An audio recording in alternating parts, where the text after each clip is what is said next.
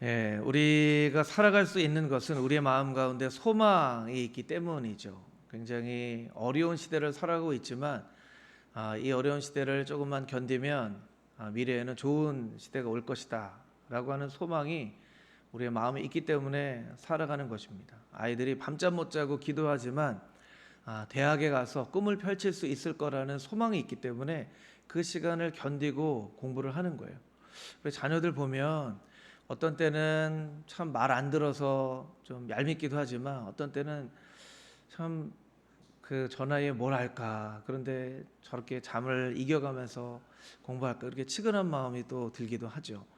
우리 청년들 보면 열심히 삽니다. 왜 열심히 사냐면 그렇게 열심히 살면 미래에 행복한 가정을 이룰 수 있을 거야, 성공을 해서 꿈을 이룰 수 있을 거야, 이런 마음이 있기 때문에 그렇죠.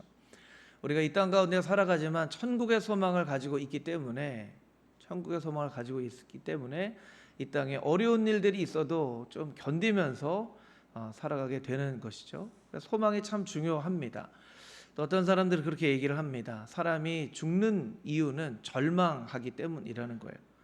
객관적으로 보면 훨씬 더 좋은 환경 가운데 살아가는 사람이 죽게 되는 일들이 가끔 뉴스에 나옵니다. 뭐 저 사람 왜 저렇게 죽을까? 비관해서 죽었다는 거예요. 그런데 뉴스를 보면 저보다 재산도 훨씬 더 많고요, 공부도 훨씬 잘하고 또 환경이 너무 좋아요. 그런데도 죽는 일들이 있더라고요. 왜냐하면 미래에 대한 소망이 없기 때문에 그렇습니다. 미래가 하나도 나을 것이 없을 거라는 생각을 할 때 우리는 죽게 되죠.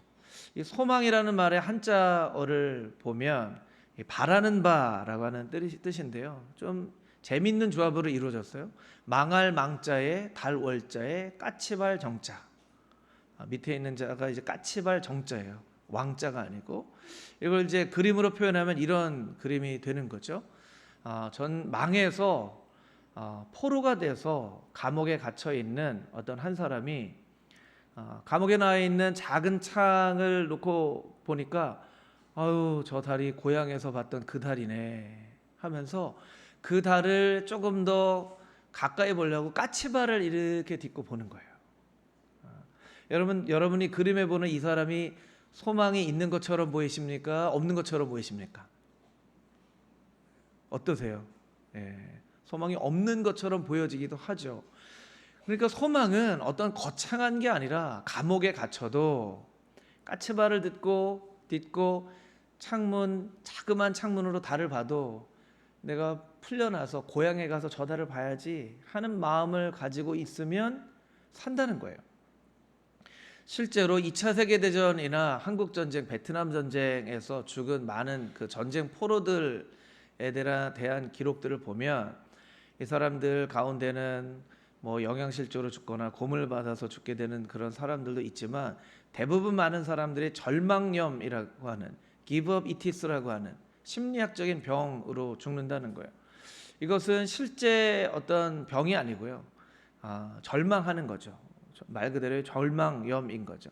그래서 이 전쟁이 끝날 거야, 나는 우리 가족을 볼 거야 하는 마음을 가지고 있는 사람들은 살고요, 이 전쟁 끝나지 않을 것 같아, 가족을 못 볼 것 같아, 나는 곧 아주 극심한 고문을 받고 곧 죽을 거야, 이런 마음을 가지고 있는 사람은 음식을 넣어줘도 음식을 안 먹고요, 그냥 멍하니 허공만 바라보고 있다가 어떻게 보면 자기가 스스로 절망해서 죽게 되는, 전쟁 포로들 가운데 그렇게 죽은 사람들이 굉장히 많다는 것을 연구가들이 밝혀내었죠.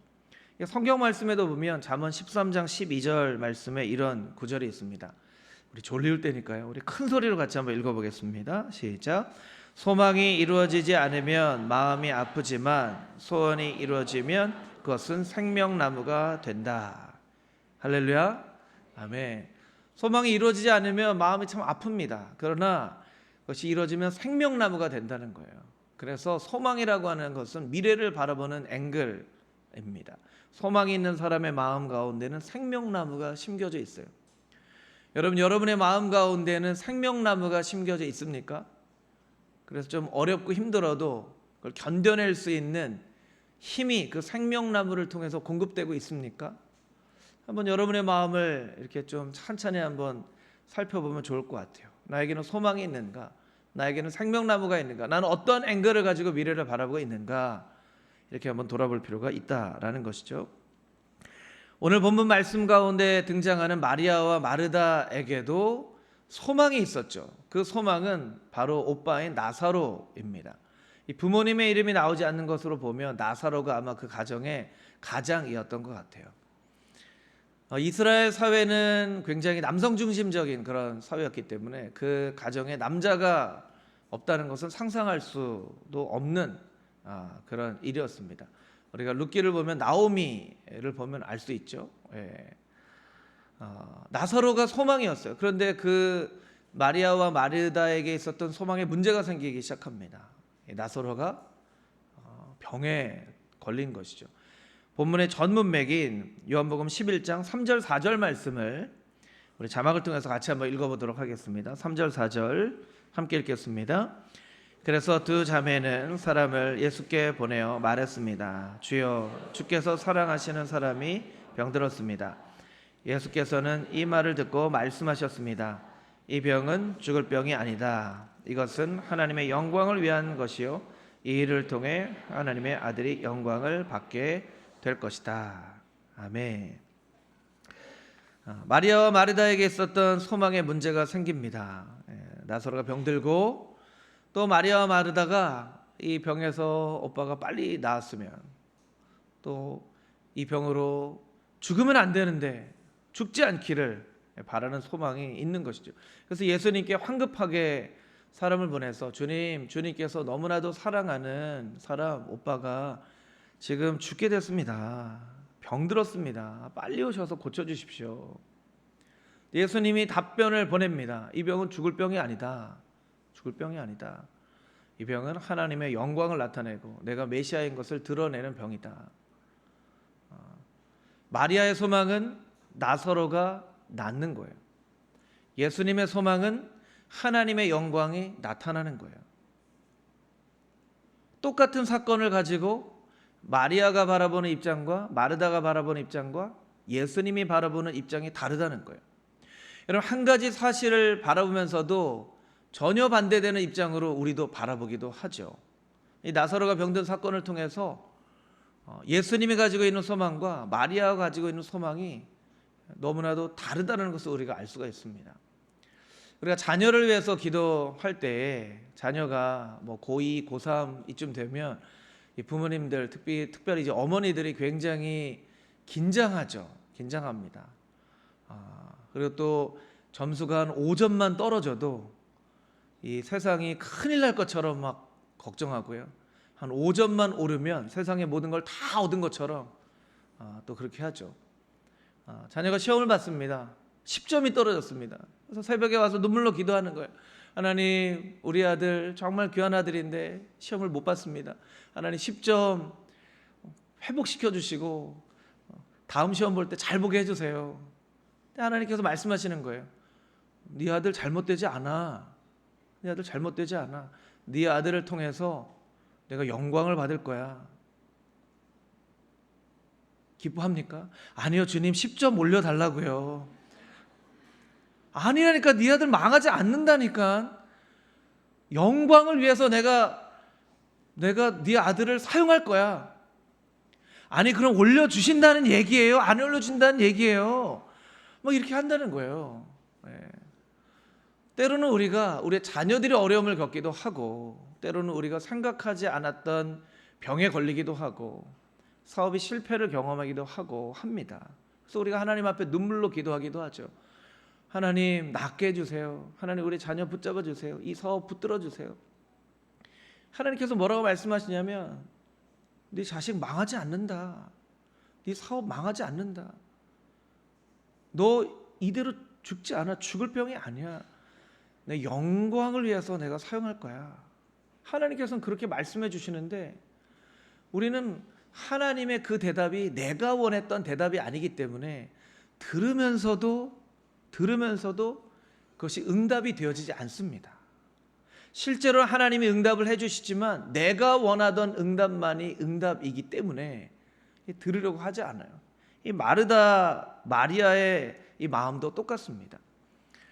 하나님의 소망과 나의 소망이 만나는 곳에서 열매가 맺히는데, 하나님은 소망으로 우리에게 말씀하시지만 나는 전혀 다른 방향으로 소망하고 있기 때문에 열매가 맺혀지지 않는 거예요. 우리 같이 한번 따라해 볼까요? 나의 소망과 하나님의 소망이 만나는 곳에 열매가 맺힌다.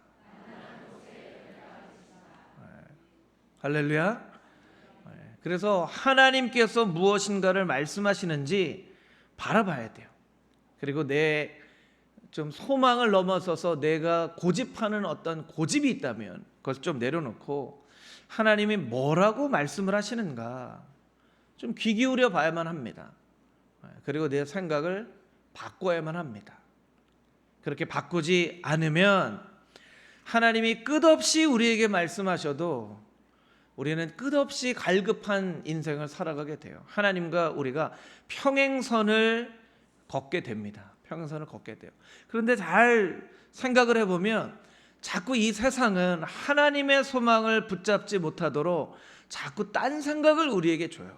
딴 생각을 줘요. 그래서 우리가 하나님의 소망과 우리의 삶이 이렇게 많이 벗어나지 않도록 이 끈 같은 걸로 하나님의 소망과 나를 이렇게 꽁꽁 묶어야 돼요. 여러분, 성경에 나와 있는 소망이라는 단어는 티크바라고 하는 단어인데요, 그 단어의 뜻은 노끈이라는 뜻을 가지고 있습니다. 노끈. 너무 놀랍죠? 성경의 소망은 노끈이에요. 성경의 소망은 구약의 97번, 신약의 83번 등장하는, 굉장히 많이 등장하는 그 단어인데, 구약의 소망은 노끈이에요. 우리가 자꾸 딴 데로 가려고 그러니까 하나님의 뜻과 우리를 꽁꽁 묶어가지고 꽁꽁 묶어서 하나님이 가시는 곳에 우리가 막 딸려갈 수밖에 없는, 그게 이제 소망이라는 것이죠. 그래서 우리가 자꾸 내가 하나님의 생각과 다른 생각을 하지 못하도록 이 소망으로 하나님과 우리를 꽁꽁 동여맬 때 하나님이 가시는 방향으로 우리가 갈 수 있게 된다는 것입니다. 여러분, 하나님과 여러분이 이 소망이라는 끈으로 꽁꽁 묶여있게 되기를 주님의 이름으로 축복합니다. 아멘. 본문 38절에서 40절까지 있는 말씀을 다시 한번 읽어보도록 하겠습니다. 38절에서 40절 함께 읽겠습니다. 시작. 예수께서는 다시금 속으로 비통하게 여기시며 무덤 쪽으로 가셨습니다. 무덤은 입구를 돌로 막아놓은 동굴이었습니다. 예수께서 말씀하셨습니다. 돌을 옮겨 놓아라. 죽은 사람의 누이 마르다가 말했습니다. 하지만 주여, 그가 저기 있은지 4일이나 돼 벌써 냄새가 납니다. 예수께서 말씀하셨습니다. 내가 믿으면 하나님의 영광을 볼 것이라고 내가 내게 말하지 않았느냐. 아멘. 11장 3절 4절과 38절 사이에 이제 예수님께서 빨리 가시지 않고 한참 동안 계셨다가 이 나사로의 이 장례가 다 끝난 다음에 갑니다. 그래서 마르다가 이야기를 하죠.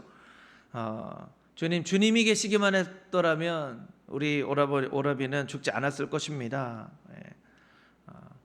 이 오빠가 다시 살아날 것이다. 예, 알아요. 마지막 날에는 다시 살 것입니다. 아니다. 나는 부활이요 생명이니 나를 믿는 사람은 죽어도 살겠고 살아서 나를 믿는 자는 영원히 죽지 않을 것이다. 내가 그것을 믿느냐? 마르다가 대답해요. 예, 믿습니다. 주님께서는 이 땅 가운데 오신 그리스도이신 것을 내가 믿습니다. 이렇게 고백을 해요. 근데 예수님께서 저 돌 좀 올려 좀 이렇게 비켜놔라 하니까 마르다가 어떻게 대답합니까?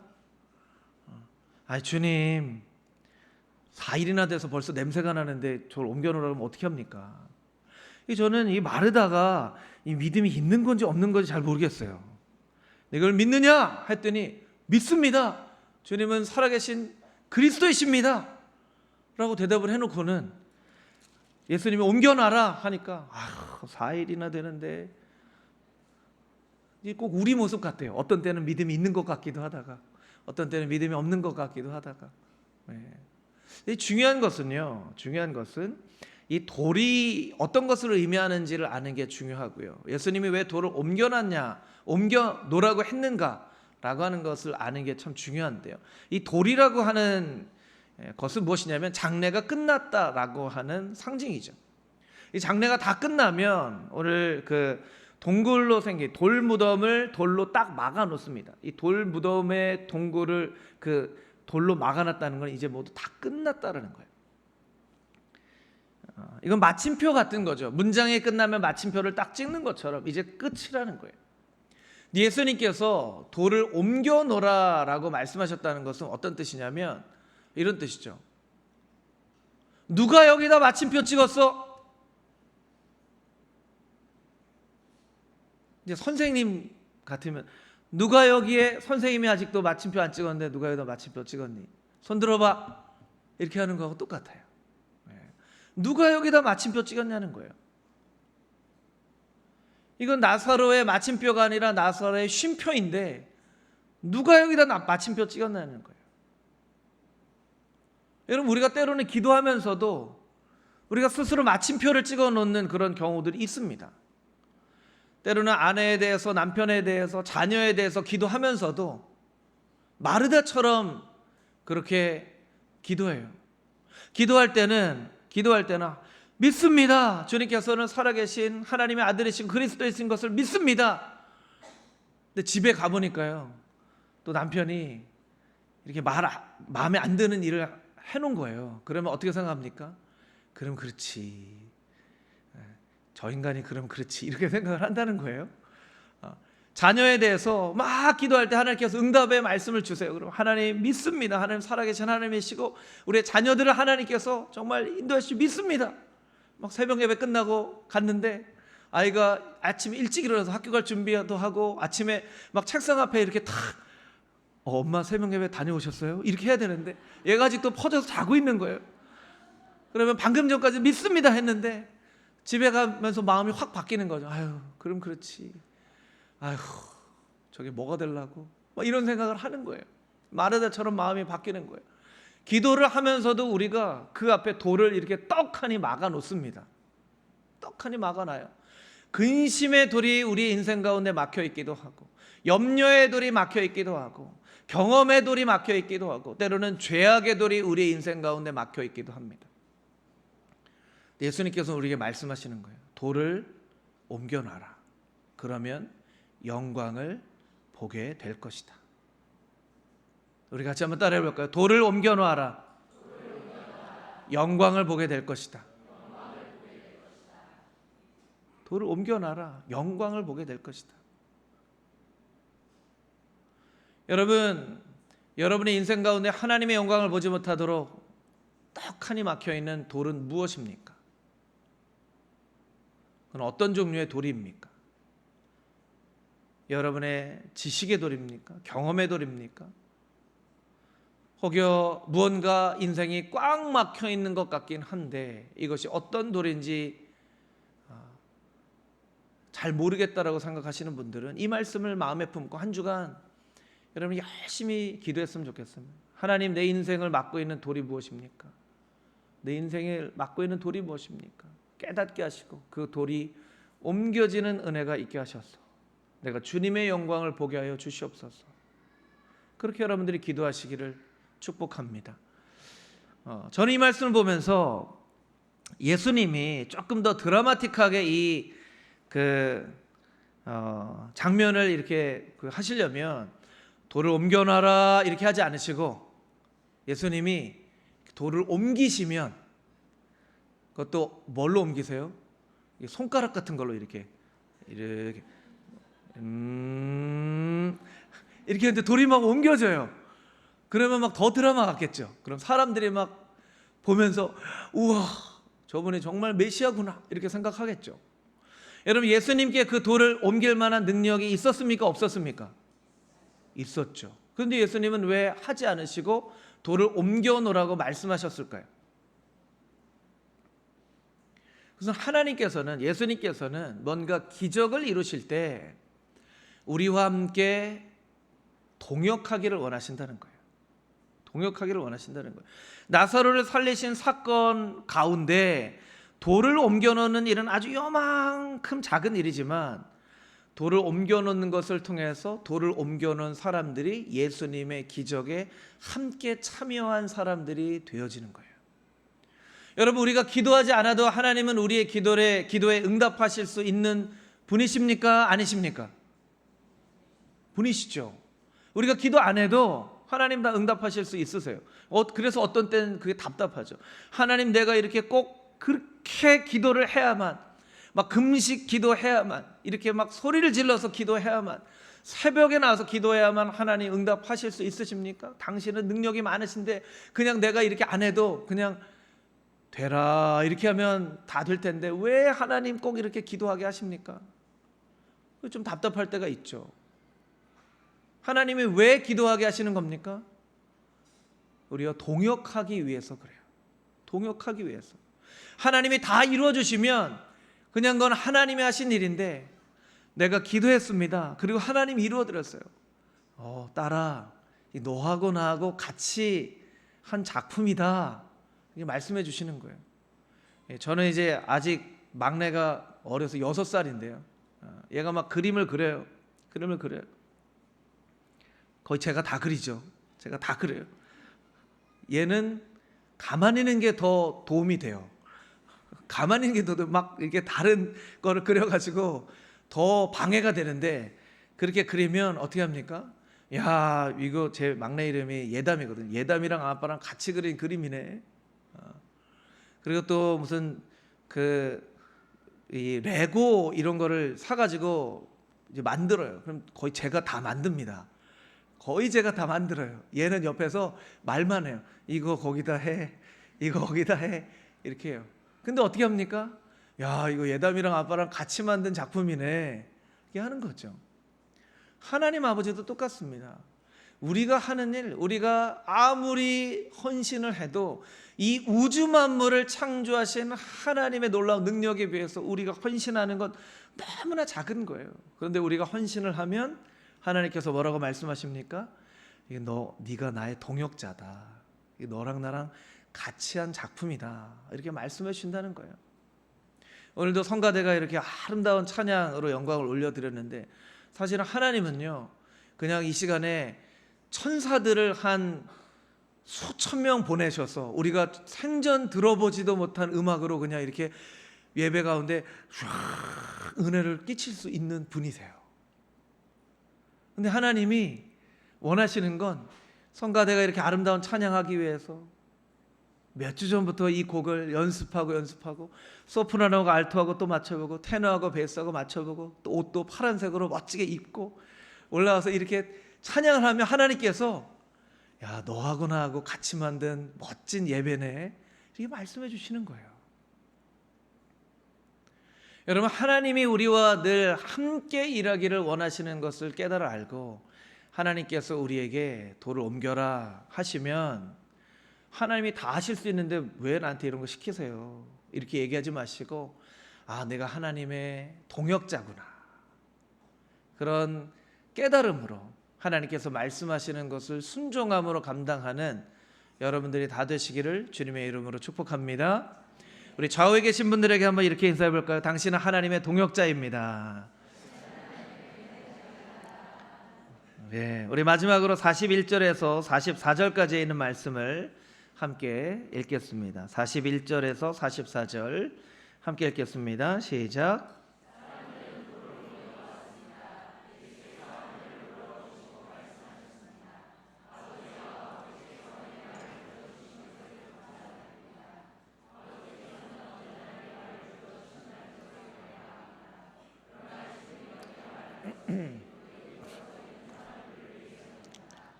아버지께서 나를 보내셨다는 것을 그들로 하여금 믿게 하려는 것입니다. 예수께서 이렇게 말씀하시고 큰 소리로 외치셨습니다. 나사로야, 나오너라. 죽었던 나사로가 나왔습니다. 그의 손발은 배에 감겨 있었고 얼굴은 천으로 쌓여 있었습니다. 예수께서 그들에게 말씀하셨습니다. 그를 풀어줘 다닐 수 있게 하라. 아멘. 41절 말씀에 보면 사람들은 돌을 옮겨놨습니다. 여러분, 이 사람들 믿음이 있어서 돌을 옮겨놨 옮겨놨다고 생각하세요? 아니면 믿음이 없었지만 돌을 옮겨놨다고 생각하세요? 이 사람들에게 믿음이 있었을까요? 없었을까요? 예, 잘 모릅니다. 여러분들이 그러니까 대답을 있었습니다. 이건 있었습니다도 아니고 없었습니다. 그러니까 씁니다만 들려요. 씁니다. 예. 성경에 잘 이것에 대해 설명하고 있지는 않지만 이 앞뒤의 대화로 보면 예수님이 정말 나사로를 살릴 수 있다는 믿음을 가지고 있다라고 보기가 쉽지 않죠. 그럼에도 불구하고 사람들은 돌을 옮겨 놓았습니다. 하나님은 이런 행동을 믿음으로 여기십니다. 우리는요, 때로 믿는다고 고백해놓고 행동은 안 해요. 그런데 내가 믿음이 있는지 없는지는 잘 모르겠지만 행동으로 순종하는 사람이 있어요. 여러분, 믿음은 우리의 입술에 있지 않습니다. 믿음은 우리의 손과 발에 있습니다. 하나님께서는 믿음이 없지만 순종해서 돌을 옮겨놓은 사람들의 그 행동을 믿음으로 보세요. 우리가 말로 하는 것을 믿음으로 여기시지 않으시고 우리가 손과 발로 순종하는 것을 믿음으로 여기신다는 거예요. 예수님께서 그 앞에서 기도하십니다. 저는 이런 생각을 했어요. 예수님께서 속으로 기도하실 수도 있는데 왜 이렇게 큰 소리로 기도하셨을까? 아버지요. 예수님께서 골방에서 기도해라 이렇게 말씀하셨는데 왜 이렇게 큰 소리로 기도하셨을까? 이 두 가지 의미가 있는 것이 정말 하나님께 드리는 기도의 의미가 있고 사람들로 하여금 이 뜻을 깨닫게 하는 그런 의미가 있죠. 어떻게 기도하십니까? 아버지께서 내 말을 들어주신 것을 감사드립니다. 42절 자막으로 보시겠어요? 아버지께서는 언제나 내 말을 들어주신다는 것을 내가 압니다. 이 예수님의 고백이에요. 예수님의 기도예요. 그런데 그 기도를 듣고 있는 사람들로 하여금 아버지께서는 우리의 말을 언제나 듣고 계시는 분이시구나라는 걸 알게 하시는 거죠. 오늘도 귀한 장로님께서 대표 기도하셨는데 이 대표 기도가 같은 것입니다. 대표 기도자가 하나님 앞에 기도하는 것입니다. 사람들 앞에서 기도하는 것이 아니라 하나님 앞에서 기도하는 것이죠. 그런데 그 기도를 듣고 있는 우리가 이스라엘 백성들처럼 아멘, 아멘 화답하면서 그것이 맞습니다. 그것이 맞습니다 라고 하는 것이죠. 예수님께서 그러한 목적으로 기도하시는 거예요. 백성들로 하여금 알게 하려고. 하나님은 언제나 우리의 기도를 들으시는 분이시라는 것을 알게 하시려고. 그리고 말씀하세요. 나사로야 나오너라. 44절에 보니까 나사로가 정말 나옵니다. 그런데 그의 손발은 배에 감겨 있었고 얼굴은 천으로 쌓여 있었습니다. 여러분, 나사로의 손발이 배에 감겨 있었어요. 나사로가 어떻게 나왔을까요? 영화를 보신 거 상상력을 이렇게 동원해서 나사로가 어떻게 나왔을까요? 강시처럼 이렇게 나왔을까요? 강시처럼? 아니면 넘어질까 봐 이렇게 꼼지락꼼지락 이렇게 나왔을까요? 나사로가 나왔어요. 저는 이 장면이 꼭 필요한 장면이었을까? 나사로가 그냥 이렇게 쫙 풀리면서, 그때는 좀 바람 같은 게 불면 더 좋겠죠? 쫙 풀면서 이렇게 나사로가 이렇게 쫙 주님 이렇게 나오면 더 멋있었을 텐데 이게 좀 폼이 안 나잖아요. 이렇게 광시처럼 이렇게 하고 나오는 게 왜 이런 장면을 보여줬을까? 이게 시청각 교육이에요. 예수님의 시청각 교육이에요. 나사로를 보면서 예수님께서 말씀하시는 거죠. 이 모습이 너희들의 모습이다. 이 모습이 너희들의 모습이다. 나사로는 지금 천에 꽁꽁 쌓였지만 너희들도 무언가에 꽁꽁 쌓여 있지 않느냐. 너희들도 죄악에 꽁꽁 쌓여 있지 않느냐. 너희들도 세상의 욕심에 꽁꽁 쌓여 있지 않느냐. 이 나사로 모습 봤지? 이게 너희들 모습이야. 그걸 보여주시려고 나사로가 그렇게 나오게끔 하시는 거예요. 그를 풀어 다닐 수 있게 하라. 이건 사람들에게 명령하시는 명령이면서도 동시에 이 모든 일들 가운데 예수 그리스도의 영광을 나타내지 못하게 하려는 사탄에게 명령하시는 예수님의 엄중한 명령입니다. 나의 자녀들을 나사로처럼 저렇게 꽁꽁 묶고 있는 사단의 영들은 나의 자녀들을 풀어주어 다닐 수 있게 해라. 사탄아, 물러가라. 그럼 묶여있는 것은 나사로뿐만 아닙니다.